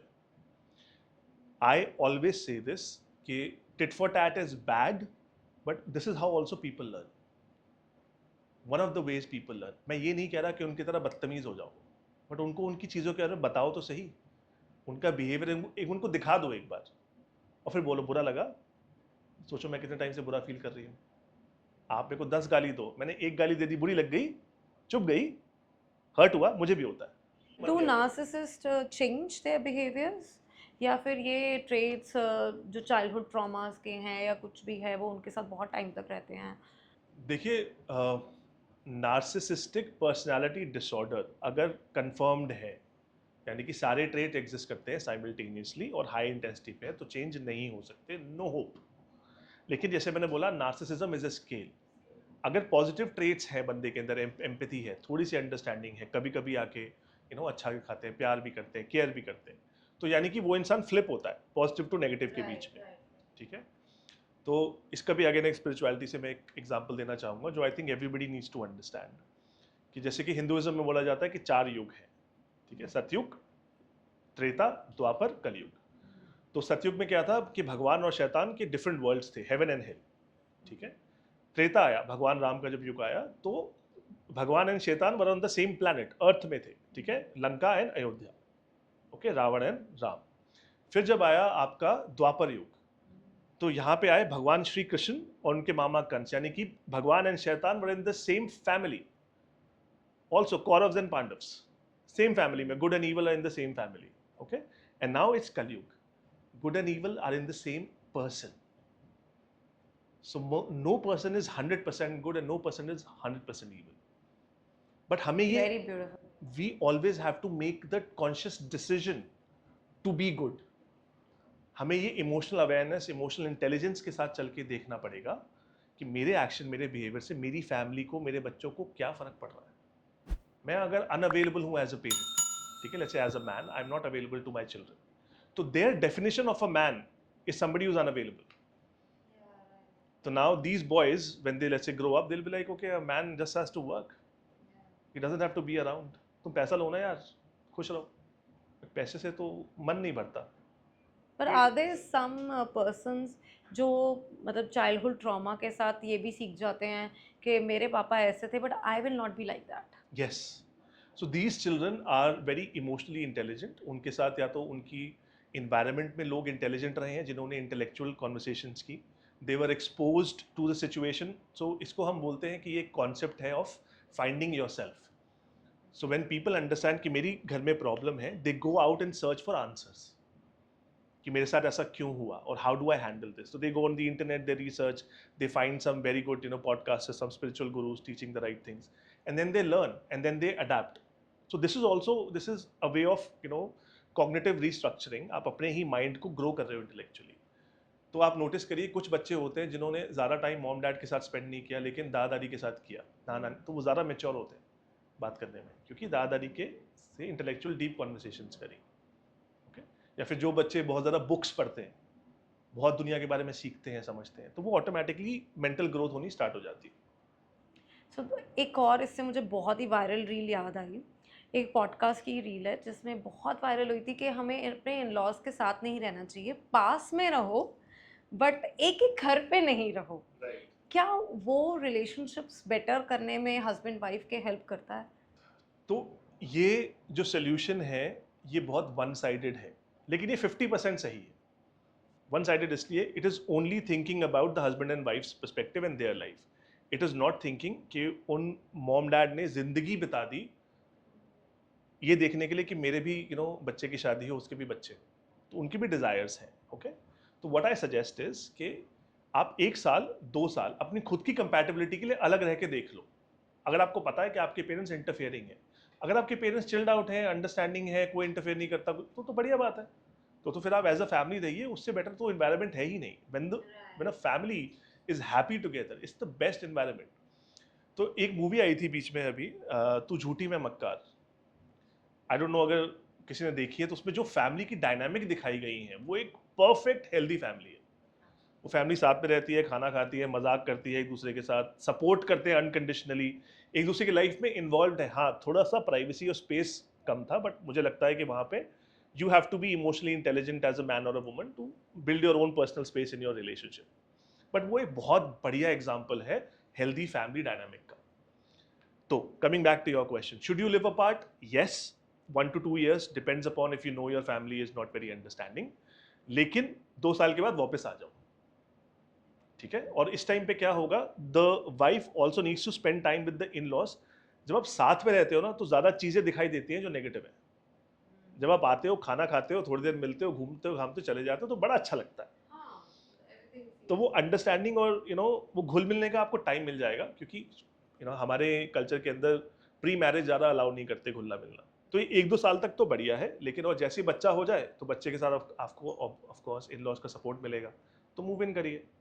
तो देन कलेक्टिवली जब आप रेस करेंगे तो वो भी आपको अच्छा लगेगा कि हाँ उसकी दादी भी सपोर्ट करती है, मैं भी सपोर्ट कर रही हूँ, ठीक है, हस्बैंड भी कर रहा है, तो वो I think can work out really well. So coming to next question, which is little apart from what we were talking since long, how grooming is important in a relationship. Okay, if any person stays very groomed and the other person is now सब छोड़ चुके हैं, not interested in grooming, how that is important. So when we say grooming, we particularly mean one gender, women. Men don't groom. Men do a face wash और वो कहते हैं ना खुदा का दिया हुआ हुस्न, ऐसे आ जाते हैं, ठीक है, ड्रायर कर लिया, जरा सा जेल वेल लगा लिया, दैट्स इट, ठीक है, परफ्यूम मार लिया अगर वो बहुत कॉन्शियस है तो, ठीक है, वरना तो लॉट ऑफ मैन डीओ वीओ लगा लिया, कोई फर्क नहीं पड़ता उनको. Okay, so grooming particularly means one gender, women. Okay, and for women it is super crucial to be groomed even after marriage. What women also do, और यहाँ पे लड़कियों की बहुत बड़ी प्रॉब्लम है ये, ठीक है, when प्री मैरिज बहुत सचेंगी मिलने के लिए, बहुत अच्छे से बढ़िया बन के आएंगी, ठीक है, इन्वेस्ट करेंगे नए कपड़ों पे, एक्सेसरीज पे, पार्लर जाएंगी, बिल्कुल प्रिम प्रॉपर रहेंगी, ओके, सब कुछ करवाएंगे. शादी के बाद अगर वैसे ही जैसे हेयर ग्रोथ हो रही है तो नहीं करना, बैठे हुए तो बैठे हुए क्योंकि आलसी हो गए. तो ऐसा नहीं है कि only men take women for granted, women also take men for granted. So you, and this is again, a very good relationship tip. If you stay groomed in front of your man stays a little insecure. Oh, she looks so good. She can get anyone. ये थोड़ी psychological tricks है, ठीक है, ये dark psychology है. Groom sometime look really good when the man is coming from office. Super सज धज के बैठो. मैं कहीं जा रही हूँ, जाना नहीं है. मैं कहीं जा रही हूँ, मेरा प्लान है. कहाँ जा रही हूँ? किसके साथ जा रही हो, क्या करें, फ्रेंड्स नहीं, बाहर पार्टी करने जाओगे, नहीं कोई तो, अच्छा फिर तुम ले चलो, हाँ मैं ले चलता हूँ. तो वो नेगोशिएशन हो जाएगी कि हाँ ठीक है, प्लस अगर वो नहीं है तो अटेंशन देने लग जाएगा. You will see, oh she looks so good, she looks so pretty, ये तो मेकअप करती है तो she looks still that beautiful. तो वो अटेंशन आ जाएगी, because man don't invest in grooming, but if they see their woman being super fit, super good looking, ठीक है, and she's going to the gym, she's active, they become insecure, they will also start going to the gym because they don't want to let her go. वो effort तब डालेंगे जब उनको कोई reason मिलेगा. women don't give them reasons. What I feel is जब husband wife हो जाते हैं, they साथ में जाते हैं and somebody sees you as a couple, they start thinking you as one. Sure. ठीक है, and if the 1% ने बहुत ज़्यादा groomed है and the other person is not, then वो insecurities as you said वो दोनों के बीच में आ जाती हैं, ठीक है. and if a woman is very groomed and men is not groomed, तो women also start feeling कि यार you should be little Correct. fit, you should Yeah. wear some good clothes and so that maybe I also start feeling good Absolutely. about you. And वो then women also come in a situation के denial में, and मैं कहूँगी कि women तो grooming बहुत ख़त्म हो जाती है after kids. मतलब बच्चे होने के बाद तो women just lose themselves completely in every aspect. तैयार होना तो छोड़ो, मतलब they gain weight a lot, they are not worried about their weight, they are never groomed and not interested in wearing good clothes, मतलब बहुत ज़्यादा. And इस पे भी रिलेशनशिप का क्या आपने कोई केस देखा या कुछ फ़र्क पड़ता है? इससे डेफिनेटली फ़र्क पड़ता है और ये बहुत रियल रीजंस हैं, because a woman at the end of the day has limited energy. तो if she is losing all her energy in just handling kids, so she will obviously feel exhausted. तो वो अपने ऊपर invest नहीं कर पाएगी, अपनी ग्रूमिंग पे नहीं लगा पाएगी. That's normal. But isn't that the same case for a man who is doing multiple jobs, या फिर जो 2 घंटे ट्रैफिक में एक जगह जा रहा है, फिर काम करता है वहाँ पे 10-12 घंटे, फिर वापस आता है 2 घंटे में ट्रैफिक में, फिर घर आके फिर थका होता है, फिर अपने घर वालों को मैनेज करता है, बीवी को मैनेज करता है, बच्चों को टाइम देता है. तो it's the same thing with the man also, he also has limited energy. तो उसमें ज़रूरी है कि दोनों पार्टनर्स को 1 या 2 दिन आप बाहर जाने के लिए डेडिकेटेड करें, स्पेशल एक दूसरे के साथ क्वालिटी टाइम का डे स्पेंड करें, ठीक है. डेटिंग के लिए आप अलग से टाइम निकालें, क्योंकि life will always make it more complicated, but the two of you have to be a team, both of you have to equally invest. लेकिन बट किंतु परंतु, men are not conditioned to do this. Men don't put in efforts unless it's important. क्योंकि मैंने क्या बोला, सब एक man को समझने के लिए उसकी इंस्टिंक्ट्स को समझिए, प्रोवाइडिंग मनी, उसकी identity is money, his success is his identity. अगर वो नहीं कमा रहा तो उसकी कोई आइडेंटिटी नहीं, if is not making money. ठीक है, तो अगर वहां से आप उसको लेके आना है उसको रिलेशनशिप में, तो थोड़ा बहुत आपको भी चार्म दिखाना पड़ेगा, थोड़ा आपको भी एक्स्ट्रा करना पड़ेगा। ठीक है, अब अगेन यहाँ पे थोड़ा सा प्रिविलेज माइंडसेट आता है। Lot of women, not all women, a lot of women, मैं क्यों करूँ, मैं उसकी पत्नी हूँ, उसको भी करना चाहिए, वो मेरा पति है, वो क्यों नहीं करेगा। हाँ, आप कमा रहे हैं, but naturally who has the gifted with a better body, women automatically. A man till the time is not going to the gym, वो लगता है वनीला, एकदम सीधा, कोई कुछ नहीं है, no curves, nothing. A man looks as simple as he can when he invests time in his body, and that too for years, gym में वर्कआउट करेगा, डाइट अच्छी करेगा, प्रोटीन खाएगा, तब जाके वो अट्रैक्टिव लगता है।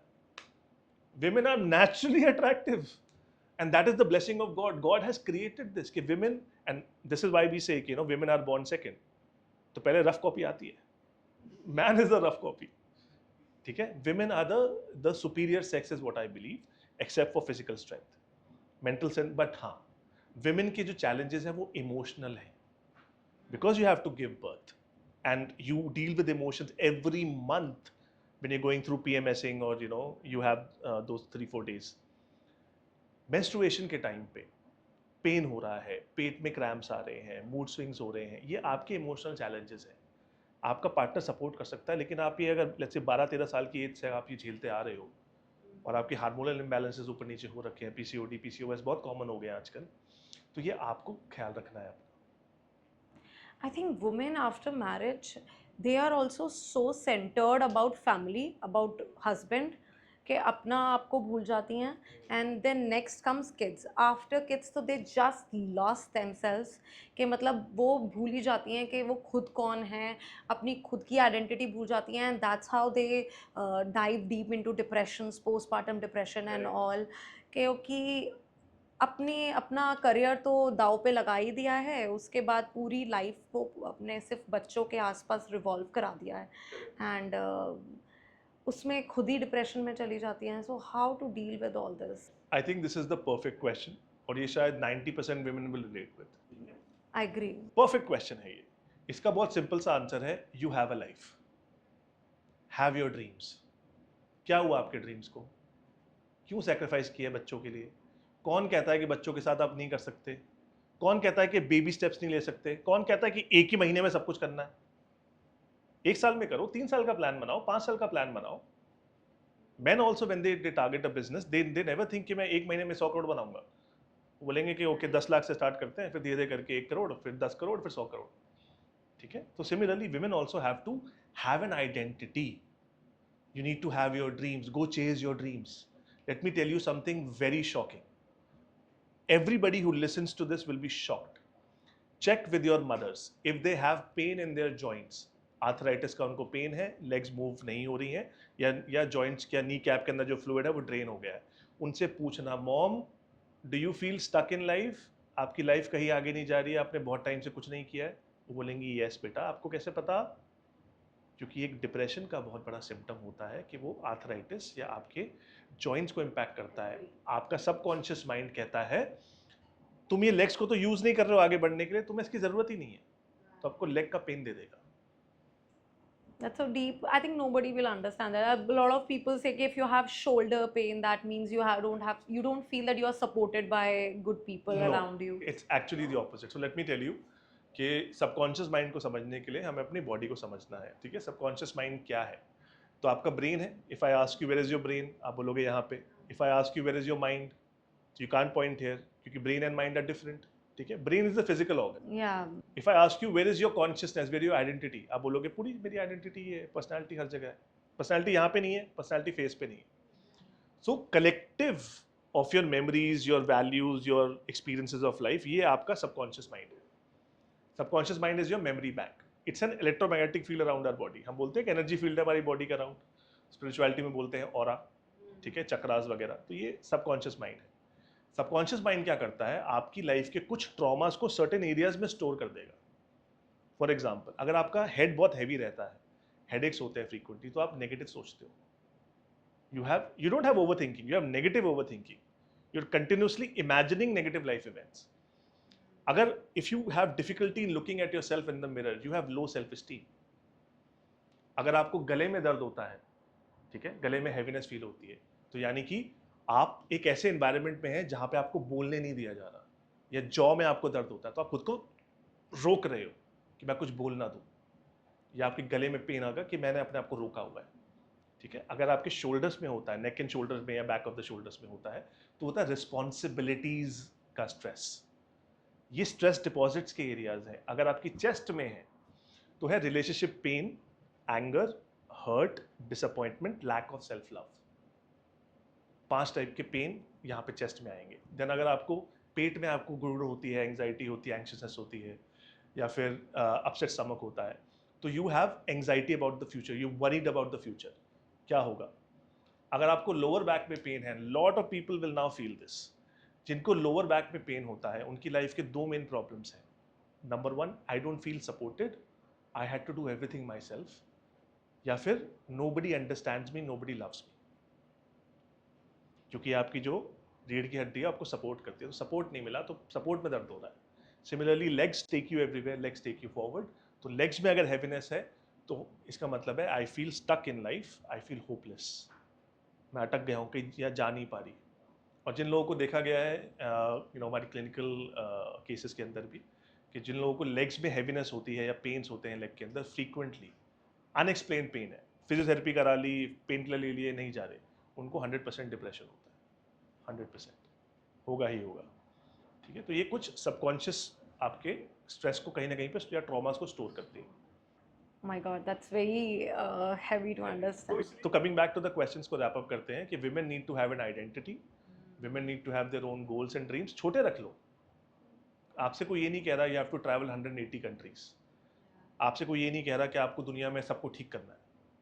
छोटे रखो गोल्स, बट रखो कुछ ना कुछ आपको अपने लिए करना है। A lot of women also are very heavily into workout. Good. A lot of women are very heavily into spirituality. Great. They are into nutrition. Very good. कुछ एक्स्ट्रा कोर्सेज करिए, कुछ पढ़िए। आपके बच्चे भी कल को अगर कहीं पे जाएंगे और बोलेंगे my mother is a home maker, उनको इतनी प्राउड फीलिंग नहीं आएगी। बहुत ज़्यादा काम होता है, no offence to home makers, बहुत अंधा काम है, पता भी नहीं चलता कितना काम है, सारे दिन का काम है और कोई रेस्ट नहीं है, कोई छुट्टी नहीं है। लेकिन लेट्स से इफ दे से कि my mom is a doctor, my mom is a nutritionist, she's a healer, she's a coach, ये सब बोल के उनको भी बहुत प्राउड फील होगा। तो अपने लिए करिए, अपनी आइडेंटिटी के लिए करिए, और इससे आपका रिलेशनशिप पे डायरेक्ट इम्पैक्ट आता है, बिकॉज योर हस्बैंड और your partner starts respecting you more, like oh she is doing that. और स्टार्टिंग में रिजल्ट्स नहीं आएंगे, बट जैसे 2-3 महीने में टेस्टिमोनियल्स आने स्टार्ट हुए, आपका काम दिखा। Coming to next question, why a lot of people are shifting to double income and no money concept? कि हमें दोनों कमाओ, दोनों enjoy करो, बच्चों की responsibility नहीं रखनी है। And what do you think in future it will be good for their mental health, or they will start feeling lack after some time? Double income, no kids is a personal choice, ठीक है। ये personal choice आती है from a fact कि आपने relationships complicated देखे हैं। हो सकता है आपकी फैमिली में, आपके रिलेटिव्स के अंदर, या आपके पास रिलेशनशिप आपने देखे हैं कि यार बहुत कॉम्प्लिकेशन नहीं चाहिए, तो आप एक्टिवली वो कॉन्फ्लिक्ट्स या वो कॉम्प्लिकेशन को अवॉइड कर रहे हो, okay. And these people also are the ones who basically don't think like more of the society कि बच्चे पैदा करो, बच्चों को वो करो, तो उनकी वो इच्छा नहीं है।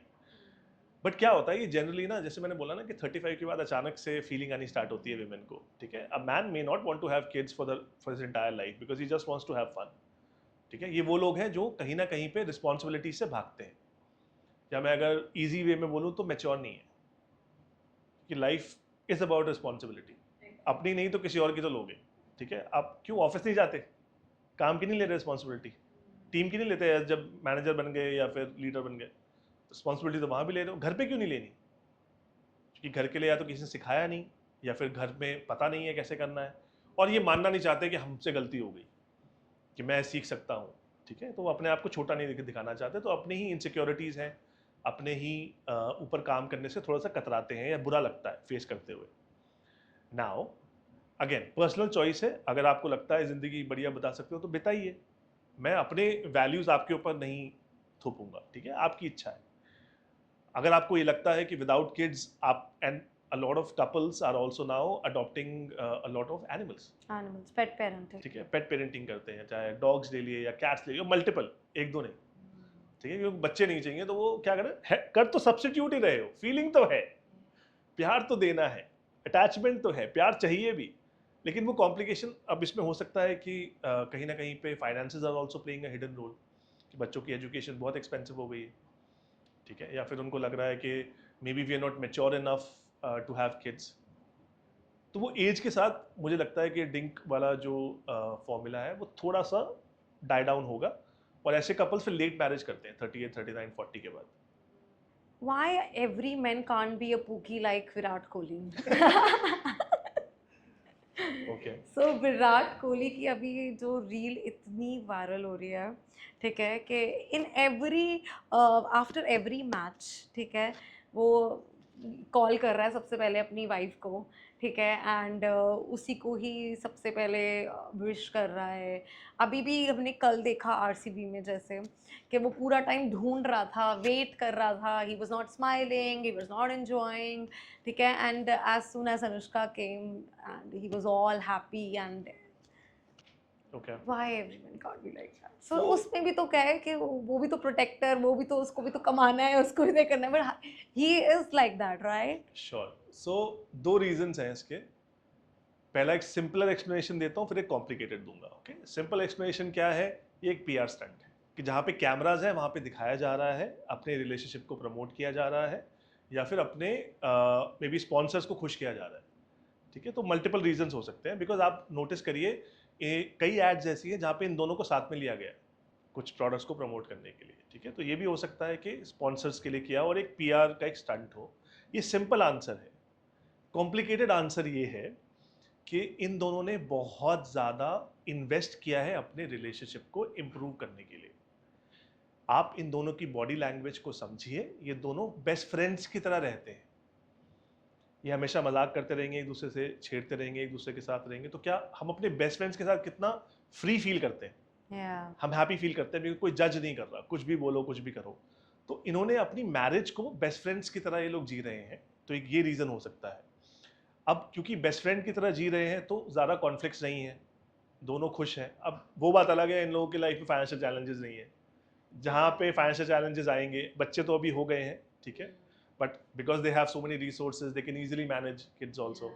ठीक है, तो उनके वो रेगुलर वाले जो ज़्यादातर 80-90% लोगों को चैलेंजेस होते हैं वो नहीं है, उसी में ज़्यादा कॉन्फ्लिक्ट्स आ जाती है. ठीक है, तो ये लोग अफोर्ड कर सकते हैं बीइंग बेस्ट फ्रेंड्स, क्योंकि एक दूसरे के क्वेश्चन नहीं करना, एक दूसरे की लाइवलीहुड को, एक दूसरे के डिसीजंस को क्वेश्चन नहीं करना. ठीक है, तो फ्रेंड्स की तरह जी रहे हैं तो खुश हैं एक दूसरे के साथ. हाँ, एक्सेसिव लव दिखा रहे हैं वो क्वेश्चनेबल हो सकता है, क्या पता सही हो. मतलब this comes to a point that I am thinking कि मतलब नहीं, I think they look both very cute together and मतलब Virat always waits for Anushka. There are so many reels going viral and everybody is saying कि because of spirituality they are now both too much connected. In one of the video Virat also said that मैं भगवान में नहीं मानता, और वही आज नीम करोली बाबा भी जा रहे हैं और वही प्रेमानंद जी के पास भी जा रहे हैं. And so Anushka plays a very important role in that. No, I feel Anushka is being supported by Virat, even though Virat may not be a person who's very spiritual, but he's supporting his partner, and that's a good thing that we can learn. Even if you don't agree with your partner, इसका मतलब ये नहीं आप support नहीं कर सकते, आपको तब भी सपोर्ट करना है. ठीक है, अगर आप जब वो प्रेमानंद जी के पास जाते हैं तो आप नोटिस करिए कि विराट कम बोलता है, and Anushka is the one asking questions कि यू नो बाबा जी आप हमें ये ज्ञान दीजिए, प्रेम दीजिए, ये दीजिए. ठीक है, तो and she has a big smile on her face.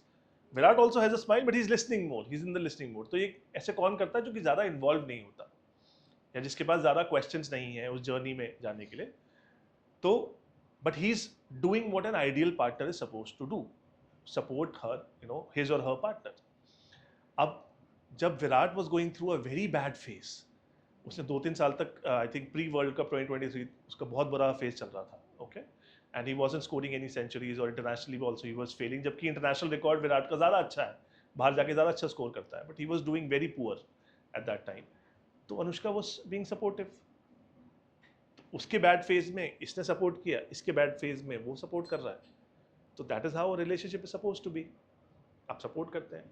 Problem ये है ना कि हम अपने जो पार्टनर्स को ना, हम उनको टाइटल्स देते हैं, हस्बैंड, ओपनली वाइफ। अप्रिशिएट भी तो नहीं करते ना, आई फील ओपनली लव भी नहीं दिखाते मेंस ना, ओपनली अप्रिशिएट करते हैं like Virat is doing, openly says, openly post, कल उसने इतना बड़ा ट्वीट किया अबाउट के विनिंग के बाद giving credit to Anushka and everything, and openly love दिखाया, गोइंग एंड हगिंग। अगेन कैसे पता ये पीआर स्टंट नहीं है?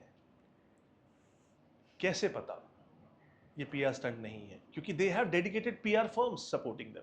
हमें नहीं पता, लेकिन मुझे ये पता है कि अगर if a man really loves his woman, public display of affection वो कम करता है, वो अपने रिलेशनशिप को प्राइवेट ज्यादा रखता है to protect what he has. A man, जैसे हमने बहुत बार डिस्कस किया, man is condition to protect. ठीक है, अगर आपके पास में हीरा होता ना बहुत बढ़िया, वो दुनिया को दिखाते नहीं फिरते आप। ठीक है, तो सबसे बड़ा हीरा होगा वो रोज नहीं पहनेंगी, वो स्पेशल ओकेजन्स के लिए है। ठीक है, तो अगर अनुष्का वो हीरा है, ठीक है, तो वो प्रोटेक्ट करेगा रिलेशनशिप को ज़्यादा। ठीक है, and he is protective. But क्या होता है कि पीआर कंपनीज कभी कभार आपसे वो सब करवाती हैं, तो वो आपको कर रहे हैं। अगेन इनकी बॉडी लैंग्वेज बेस्ट फ्रेंड्स वाली है, ये लोग एक दूसरे के साथ बहुत कंफर्टेबल हैं, other dynamics are also at play. But सिर्फ ये बोल देना कि Virat is driving everything is absolutely wrong. I feel Anushka is the one more in the driving seat. Virat थोड़ा सा इंट्रोवर्टेड है, कम बोलने वाला है, आप नोटिस करिए। ठीक है, वो अग्रेशन अपना दिखाता है, अपना पर्सनैलिटी दिखाता है फील्ड पे, उसके अलावा आपने उसकी पर्सनैलिटी नहीं देखी ज़्यादा। अनुष्का इज वेरी आउटस्पोकन, तो यानी कि Anushka somewhere is showing more love, more concern. और ये एक चीज़ है जो मुझे पता है बहुत शायद विमेन अग्री नहीं करेंगी, but if a woman keeps on loving the man, accept all his flaws, keeps on loving, keeps on caring, keeps on nurturing, keeps on supporting, keeps on understanding, a man will eventually fall in love very hard with you, because उसको जिंदगी में किसी ने प्यार नहीं किया है। Only 2%, 3% men have actually experienced love in their life from their parents or from their family. उनको क्या बोला था, बेटा मार्क्स, बेटा जॉब, बेटा अच्छा कॉलेज, MBA, कैट की प्रिपरेशन, ये नहीं आया तो वो हो जाएगा, ये नहीं तो वो ज़िंदगी भर। मतलब आज की डेट में आप देखिए आईआईटी की प्रिपरेशन तो 6-7 से स्टार्ट कर देते हैं। इट्स क्रेजी, पहले 11-12 में होती थी, वहाँ स्टार्ट कर रहे हैं। तो ये इट इज़ वेरी सिली कि बच्चों पे क्या प्रेशर है। एंड तब भी लड़कियों को बोला जाता है कि बेटा कोई बात नहीं, तुम तो पराया धन हो, तुम तो शादी करके कहीं और चली जाओगी, कोई बात नहीं, कर ले, तेरी मर्जी है, क्या करना चाहती है। अच्छा आर्ट्स करेगी, अच्छा कॉमर्स करेगी, बच्चा नहीं साइंस, नहीं साइंस, डॉक्टर। अभी भी डॉक्टर इंजीनियर ही चल रहा है कंट्री के अंदर। ठीक है, लोगों के पास इतने सारे अदर प्रोफेशंस भी हैं, बट तब भी। तो ये कॉमन प्रॉब्लम्स हैं। अगर आपका फैमिली में सब प्रॉब्लम्स है, आप आइडेंटिफाई करिए, अपने हस्बैंड को समझिए, डीपर लेवल पे अंडरस्टैंडिंग डेवलप करिए। और जब आप ज़्यादा नर्चरिंग हो जाएंगी ना, तो जैसे कि आप, अगेन मैं स्पिरिचुअलिटी का एक एग्जांपल दूंगा, तो जैसे कि जब माँ पार्वती और भगवान शिव के बीच में, जब माँ पार्वती को गुस्सा आता है ना, वो काली बन जाती है, भगवान शिव खुद लेट जाते हैं सामने। तो जब अगर माँ काली की अगर मूर्ति देखती है तो उनकी जो जीभ है बाहर आई होती है। वो एक स्टोरी है कि एक बार वो रक्त बीज देते थे कि जो उनके रक्त से और डीमंस पैदा हो जाते थे। तो शिव जी उस टाइम पे ध्यान में थे, तो देवता गए, वो ध्यान में थे, वो नहीं उनको ला पाए। तो माँ पार्वती के पास गए कि ये जो है, जो दैत्य हैं ये सबको मार रहे हैं, प्लीज़ बचाइए। तो माँ पार्वती गुस्से में गई वहाँ पे मारने के लिए। तो रक्त बीज को जैसे मारती, जैसे काटती त्रिशूल से, तो उसका खून गिरता, 2-3 और पैदा हो जाते। तो माँ पार्वती ने बोला कि अच्छा तेरे खून से और पैदा होते ना, तेरे को मैं बताती हूँ, मैं तेरा खून ज़मीन पे पड़ने नहीं दूंगी। तो उन्होंने काली का रूप लिया, उनके हाथ में एक मुंड था, ठीक है, और उसमें जैसे वो मारती थी तो उसके अंदर खून जाता था और वो पी जाती थी। वो मारती गई, मारती गई, मारती गई, मारती गई, वो एकदम ट्रांस में चली गई, फुल गुस्से में। और मारते मारते इतना गुस्सा आ गया कि वो जो सामने आ रहा है उसको मार रही है, जो जानवर आ रहा है, जो आदमी आ रहा है, जो आ रहा है, क्योंकि वो ट्रांस में चली गई। देवता कह रहे हैं कि भाई अब तो काली को शांत कौन करे। तो भगवान शिव आते हैं ध्यान से, भगवान शिव को निकाला जाता है, वो ध्यान आते हैं और वो सामने जाके उनके लेट जाते हैं तो माँ काली जब चलते चलते गुस्से में आती है, तो जैसे ही उनका पाँव पड़ता है भगवान शिव के ऊपर, वो रियलाइज करती है कि मेरा पाँव तो शिव जी के ऊपर पड़ गया, तो वो एकदम से उनकी जीभ बाहर निकल आती है। तो इस फॉर्म में उनको पूजा जाता है। तो भगवान जो शिव भी हैं हमारे, वो झुकते हैं। जो भगवान राम भी है, हिंदुइज्म इसलिए बहुत अच्छा मुझे इवॉल्व लगता है कि हिंदुइज्म के अंदर भगवान राम भी रोते हैं माता सीता के लिए जब वो नहीं है, और भगवान कृष्ण भी राधा के लिए भी और रुक्मिणी के लिए भी बहुत उन्होंने सैडनेस फील की है। तो it is important to have that kind of a relationship. और एक और छोटी सी टिप है टू ऑल द मैन, सारी लड़ाइयाँ नहीं जीतनी होती, कभी कभी हार जाएगा, ठीक है। Let her win, let her be happy, वो खुश हो जाएगी उसमें ही, ठीक है। Let her win those argument, sorry बोल दिया करो, कोई बात नहीं, उसको लगेगा कि वो जीत गई, वो खुश है। वो तब भी खुश होगी तो आप ही के घर में है ना, आप ही के लिए तो कर रही है। तो ये आई थिंक अगर ये माइंडसेट डेवलप करेंगे तो वो पार्टनरशिप में ज़्यादा अच्छा इवॉल्व रहेगा, ठीक है। And similarly for women also, it's not about superiority, it's not about who controls, it's not about कि मेरी घर पे सारी बातें मानी जाती हैं, जाके अपनी फ्रेंड्स को फ्लॉन्ट करना कि मेरा हस्बैंड तो मेरी सारी बातें मानता है, ठीक है। ये नहीं करना होता। Don't bring your ego into a relationship, ठीक है। If your husband loves you publicly in front of everybody, वो ही विन है। When you're sleeping peacefully, that is the win. ठीक है, getting validation is not the win. Thank you so much, Aman, for such an insightful session. And we covered a lot and we understood a lot. Thank you so much.